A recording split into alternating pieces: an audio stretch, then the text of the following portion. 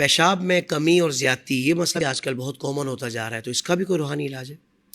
جی بالکل، حدیث پاک میں نبی کریم علیہ الصلوۃ والسلام نے ارشاد فرمایا کہ اللہ تبارک و تعالیٰ نے اس وقت تک کوئی بیماری پیدا نہیں فرمائی جب تک کہ اس کا علاج پیدا نہ فرمایا ہو. اللہ اکبر. اور اللہ کا نام، اللہ کا ذکر، قرآن پاک ہے، اللہ تعالیٰ کے اسماء الہیہ جنہیں کہا جاتا ہے، یہ سب شافی الامراض ہیں. تو یہ بڑا ایک کامن مسئلہ ہے، بہت زیادہ ہو رہا ہے.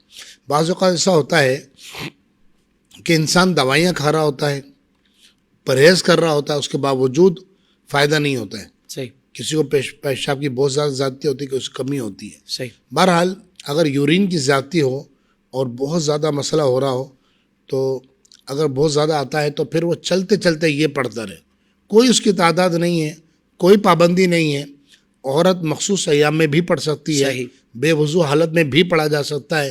بس چلتے چلتے جب یاد آئے، اللہ کا ایک نام ہے ہادی، یہ پڑھنا ہے، یا ہادی یا ہادی یا ہادی، یہ چلتے چلتے پڑھے. بلکہ میں تو کہوں گا کہ ایسی نیت سے کہ اللہ پاک شفا عطا فرمائے اور یورین کی جو زیادتی ہو رہی ہے یہ کم ہو جائے. یا ہادی اسی نیت سے روزانہ 1-2 تسبیح پڑھ لیا کر. ایک تو یہ، اور یہ زیادہ نہیں، انشاءاللہ اگلے ہی دن اس کو فرق آنا شروع ہو جائے گا. اللہ اکبر. بالکل، یہ میں نے خود اپنی آنکھوں سے دیکھا ہے، اس مسئلے کو لوگوں کو حل ہوتے ہوئے الحمدللہ رب العالمین.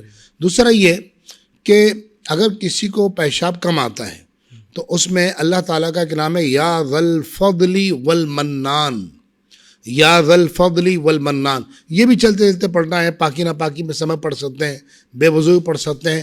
انشاءاللہ 1 یا 2 دن گزریں گے اور انشاءاللہ شفا ہونا شروع ہو جائے گی. سبحان اللہ، سبحان اللہ، ماشاء اللہ. زبردست وظیفہ آپ نے تو بتا دیا، اور بالکل پھر ایک روٹین کے مطابق معاملہ ہو جائے گا انشاءاللہ. الحمدللہ الحمدللہ. اور جب روٹین کے مطابق معاملہ ہو جائے تو پھر بے شک پڑھنا چھوڑ دیں، دیگر وظائف پڑھتے رہیں. دیگر وظائف پڑھنے میں تو برکت ہی ہے. سبحان اللہ.